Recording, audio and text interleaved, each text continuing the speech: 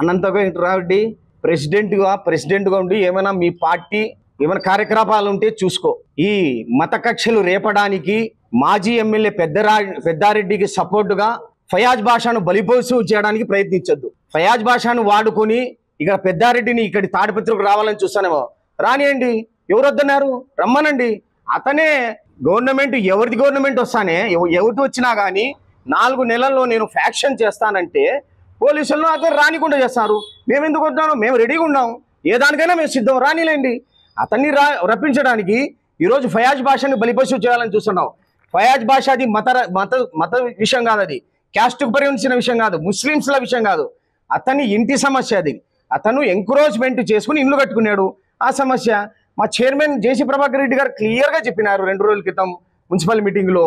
అతను కేవలం 4 సెంట్లకు మాత్రమే పర్మిషన్ తీసుకొని 8 సెంట్లలో కట్టి అది 3 G+2 కట్టకుండా ఇంకా ఎక్కువ పైకి కట్టాడు. దాని గురించి మేము అతనికి నోటీస్ ఇవ్వడానికి పోయినాము. ఆ నోటీస్ తీసుకోకుండా అతను రాజకీయం చేయడానికి ప్రయత్నించాడు. దానికి కూడా ఒక కారణం ఉంది.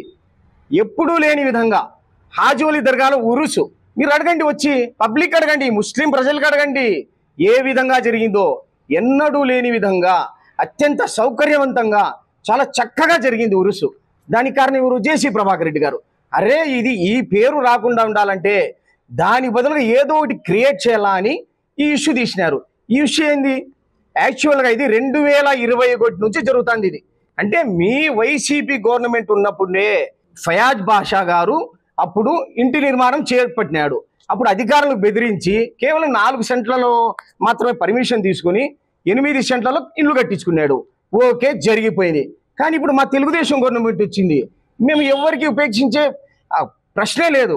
ఎవరైనా కానీ ఫయాజ్ బాషా కానీ తెలుగుదేశం కార్యకర్త కానీ ఎవరికీ వదిలేదు లేదు. ఎందుకంటే చట్టపరంగా పోయే వాళ్ళం మేము. దాని పరంగా ఎన్నో నోటీసులు ఇచ్చాం, కోర్టుకు వెళ్ళాడు, మళ్ళా ఆడ ఓడిపోయినాడు.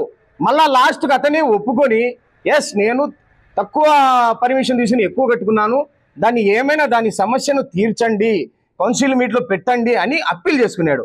ఆ అప్పీల్ గురించి మేము నోటీస్ మేము కౌన్సిల్ మీట్లో పెడతాము అని నోటీస్ ఇవ్వడానికి పోతే మొన్న రాజకీయం చేసినాడు. మొన్న జరిగిన కౌన్సిల్ సమావేశంలో జేసీ ప్రభాకర్ రెడ్డి గారు ఒక కమిటీ వేసినారు. ఎంఆర్ఓ గారు, గౌరవ కమిషనర్ గారు, అట్లే టీపీఓ గారు, అట్లే మా కౌన్సిల్ సభ్యులు 3 ఉంటారు. ఆ ఇంటికి వెళ్ళి పూర్తిగా కొలిచి ఏమైనా ఎంకరేజ్మెంట్ ఉందా లేదా అని తెలుస్తారు. ఒక నెలలో తేలిపోతుంది ఇది. దానికి నువ్వు మీ పార్టీకి సంబంధించిన డిప్యూటీ సీఎం అంజాద్ బాషాను, మీ అనంతపురం జిల్లాకు సంబంధించిన వైసీపీ మైనార్టీ నాయకులను పంపించి ఇక్కడ ఏదో మత కక్షలను రేపాలని చూస్తున్నావు. అనంత వెంకటరామిడి, నువ్వు అట్లా బయలుదేరితే మేము ఇట్లా బయలుదేరుతాం మీ ఇంటికాటికి. నువ్వు ఈ గుల్లిపాలె మానుకో స్వామి, గుల్లిపాలె మానుకో. ఇప్పుడు 5 ఏళ్ళు మీకు పక్కన కూర్చోబెట్టినారు పబ్లిక్, మేము 5 ఏళ్ళు అభివృద్ధి చేసి చూపిస్తాం. అంతవరకు మీ పార్టీ కార్యకలాపాలు ఏమంటే చూసుకోండి, మా తప్పులు ఉంటే ఏమైనా ఎత్తి చూపించండి. అంతేగాని మత కక్షలు పెట్టి లబ్ధి పొందాలని చూస్తే ఉపేక్షించేది లేదు. చాలా కూల్గా ఉంది, కామ్గా ఉంది తాడపత్రి. మొన్న ఉరుసు ఎట్లా జరిగింది, అదేవిధంగా ఒగ్బోర్డులో 5 ఏళ్లలో ₹1 మిగిల్చకుండా చూసినారు. అదే జేసీ ప్రభాకర్ రెడ్డి హయాంలో ఇప్పటికీ ఉన్న బ్యాంకులో డబ్బులు అది కూడా కొట్టాలని చూసినారు మీరు. కానీ అది ఆ పేరు మీద ఉంది కాబట్టి జేసీ నాగిరెడ్డి మెమోరియల్ ఫంక్షన్ హాల్ పేరు మీద ఉంది, షాదీఖానా పేరు మీద ఉంది కాబట్టి అవి మిగిలిపోయినాయి. అది జేసీ ప్రభాకర్ రెడ్డి గారి చిత్తశుద్ధి, ముస్లిం మైనార్టీల అభిమానం.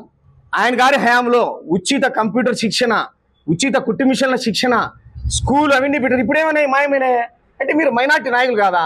చెప్పుకోవడానికైనా మేము ముస్లిమ్స్ అనేది. కానీ ఒక్కటి చేరే, ముస్లిం కాకపోయినా జేసీ ప్రభాకర్ రెడ్డి గారు మా వెంట ఉంటారు, మేము ముస్లింలంతా ఆయన వెంట ఉంటాము. మీరేనా రాజకీయం చేయాలని చూస్తున్నారు? రంజాన్ నెలలో చెప్తున్నాను, మీరు గన వస్తే గన మీరు ఖచ్చితంగా రండి, మేము కూడా అక్కడ సిద్ధంగా ఉంటాము, అన్ని రికార్డులతో ఉంటాము. ఒకవేళ ఎంకరేజ్మెంట్ ఉందని తెలిస్తే మాత్రం మీరే ఆ ఇండ్లు పగలగొట్టాలా, లేకపోతే మీకు ఇక్కడ నుంచి ఒక్క అడుగు కూడా కాళ్ళు వీళ్ళనివ్వము, ఇక్కడే నిర్బంధిస్తాం. రండి, ఎవరొద్దంటారో సిద్ధంగా ఉన్నాం మేము ఇక్కడ, రండి మరి.